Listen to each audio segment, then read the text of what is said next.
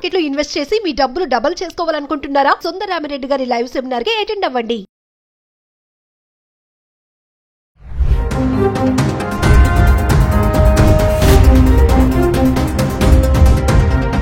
నమస్తే, welcome back to Suman TV. America అధ్యక్షుడు Donald Trump అధికారంలోకి వచ్చినప్పటి నుంచి అమెరికాలో చదువుతున్నటువంటి విద్యార్థులపైన కఠిన నిర్ణయాలు తీసుకోవడం మనం చూస్తూనే ఉన్నాం.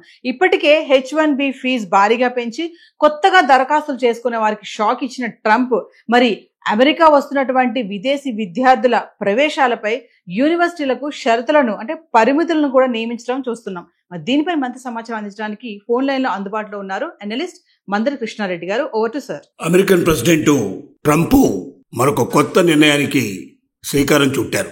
యూనివర్సిటీస్ అన్నిటికీ ఆయన ఒక సర్క్యులర్ జారీ చేశారు. ఆ సర్క్యులర్ ప్రకారంగా మొత్తం విద్యార్థుల సంఖ్యలో ఆ యూనివర్సిటీ లోపల 15% మాత్రమే వలస వచ్చినటువంటి విద్యార్థులకు అవకాశాన్ని కల్పించాలి. 85% విద్యార్థులు అమెరికాకు సంబంధించిన విద్యార్థులు మాత్రమే ఉండాలి అనే నిబంధనని జారీ చేశారు. ఇలా ఏ యూనివర్సిటీ అయితే ఫాలో అవుతుందో ఆ యూనివర్సిటీకి ప్రభుత్వం నుంచి నిధులు వచ్చే అవకాశాలు ఉంటాయి. రకరకాల స్కాలర్షిప్స్ ఆ స్టూడెంట్స్కి వచ్చేటువంటి పాసిబిలిటీస్ కూడా ఉంటాయి. ఇంకా అనేక రకాల ఆపర్చునిటీస్ ప్రభుత్వం తరఫున కల్పించే అవకాశాలు ఉంటాయి. కాబట్టి అలా యూనివర్సిటీసు 15% ఎవరైతే పరిమితంగా లోబడి ఇతర దేశాలకు సంబంధించినటువంటి విద్యార్థులు తీసుకోవడానికి సిద్ధపడతారో వారు గడువులోగా ఇన్ఫర్మేషన్ ఇవ్వాలి.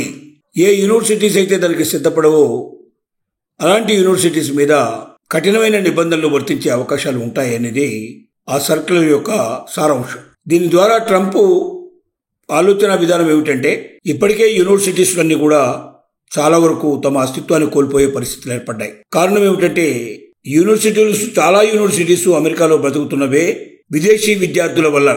విదేశీ విద్యార్థులు మ్యాక్సిమంగా ఉండడం వల్ల వారు కట్టే ఫీజులు, వారు కట్టే హాస్టల్ ఫీజులు, వారు చెల్లించేటువంటి మొత్తంలో ఆ డబ్బులతోటి ప్రభుత్వం యొక్క గ్రాంట్ల మీద ఆధారపడకుండా అక్కడున్నటువంటి యూనివర్సిటీస్ అన్ని కూడా చక్కగా తమ పనులు చేసుకుంటూ ప్రపంచంలోనే గొప్ప యూనివర్సిటీస్గా పేరు ప్రఖ్యాతులు వహించాయి అమెరికా లోపల.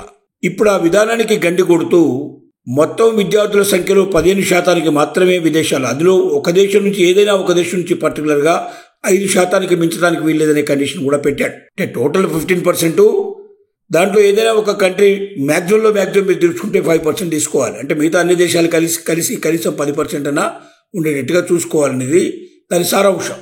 ఇది చాలా పిడుగు లాంటి వార్త. యూనివర్సిటీస్ దీన్ని ఫాలో అయినట్టయితే అసలే ప్రభుత్వాల నుంచి వచ్చే గ్రాంట్స్ చాలా తక్కువ. ఆ కొద్ది మొత్తాలతో యూనివర్సిటీ నడపడం అనేది సాధ్యం కాదు. స్టాండర్డ్స్ మెయింటైన్ చేయడం అనేది సాధ్యం కాదు. ఇలాంటి పరిస్థితుల్లో ఒకవైపున ఈ ఆపదను ఎదుర్కొంటూనే మరొక వైపున ఇప్పుడు మరి 15% మాత్రమే విదేశీ విద్యార్థుల్ని అక్కడ నిలువరించే ప్రయత్నం చేయాలన్నప్పుడు, ఆ నిబంధన పాటించాలన్నప్పుడు యూనివర్సిటీస్గా పనిచేయడం చాలా కష్టం. ట్రంప్ చెప్తున్నట్టుగా ఏవో కొన్ని మరి ఇస్తాం, కొన్ని అవకాశాలు కల్పిస్తాం, కొంత డబ్బుని మీకు ఇస్తాం అని చెప్తున్నారు. కానీ ఆ గ్రాంట్స్ ఎంతవరకు వస్తాయనేది కూడా నమ్మకం లేదు. ఎందుకంటే ట్రంప్ ఈ రోజు మాట్లాడిన మాటకి రేపు మార్నింగ్ మాట్లాడే మాటకి మధ్య ఎంత తేడా ఉంటుందో వాళ్ళు గ్రహించారు. కాబట్టి ట్రంప్ మాటల్ని విశ్వసిస్తూ ట్రంప్ ఆలోచన విధానానికి సైకొడుతూ విదేశీ విద్యార్థుల్ని వదులుకున్నట్టయితే మొత్తం యూనివర్సిటీసే మూతపడే అవకాశం ఉంది. స్టాండర్డ్స్ మొత్తం తగ్గిపోయే అవకాశాలు ఉన్నాయి. చివరికి అక్కడ ఉన్నటువంటి స్టాఫ్కు శాలరీస్ ఇవ్వడం కూడా చాలా కష్టమయ్యే పరిస్థితులు ఏర్పడుతున్నాయనేది వాళ్ళకు పూర్తిగా తెలిసిన విషయమే. ఎందుకంటే అమెరికాలో ఉండేటువంటి స్టూడెంట్స్లో ఎక్కువ మంది గ్రాడ్యుయేషన్, పోస్ట్ గ్రాడ్యుయేషన్ చేసేవాళ్ళు చాలా తక్కువ. అండర్ గ్రాడ్యుయేషన్లోనే ఎక్కువ మంది ఆపేసేటువంటి అవకాశాలు ఎక్కువగా ఉన్నాయి. మరి అలాంటప్పుడు గ్రాడ్యుయేషన్, పోస్ట్ గ్రాడ్యుయేషన్కి విపరీతమైనటువంటి గిరాకీ ఇతర దేశాల నుంచి వచ్చి ఇతర దేశ విద్యార్థులు పోటీ పడి ఎంట్రన్స్ ఎగ్జామినేషన్స్ పాస్ అవుతూ ముందుకు వస్తున్నారు. ట్రంప్ పెట్టిన మరొక నిబంధన ఏంటంటే ఖచ్చితంగా పోటీ పరీక్షల్లో ఎవరైతే పాస్ అవుతారో వాళ్ళని మాత్రమే తీసుకోవాలి. అలాంటి పోటీ పరీక్షలు ఖచ్చితంగా ప్రతి సంవత్సరం జరిపి, అటు ప్రభుత్వ పరంగా జరిపేటువంటి పరీక్షలు, ఇటు యూనివర్సిటీ జరిపే పరీక్షల్లో ఎవరైతే కృతకృత్యులు అవుతారో వాళ్లకు మాత్రమే అక్కడ సీట్ ఇవ్వాలి. అంటే క్వాలిటీ ఆఫ్ ది పీపుల్ మాత్రమే రావాలి తప్ప క్వాలిటీ తగ్గిపోయినటువంటి వ్యక్తులు రావడానికి వీల్లేదనేది దాని సారాంశం. ఏది ఏమైనప్పటికీ ఈ నిర్ణయాన్ని అమెరికాలో ఉండే ఏ ఒక్క యూనివర్సిటీ కూడా ఆమోదించేందుకు సిద్ధంగా లేదు. వీటి మీద కోర్టులకు వెళ్ళడానికి కూడా సిద్ధపడుతున్నాయి. దీన్ని అమలు పరిచినట్టయితే చాలా యూనివర్సిటీసు పూర్తిగా మూతపడే పరిస్థితులు ఏర్పడతాయి. స్టాఫ్కు శాలరీస్ ఇవ్వలేని పరిస్థితులు ఏర్పడతాయి. స్టాండర్డ్స్ మెయింటైన్ చేయలేని పరిస్థితులు ఏర్పడతాయి.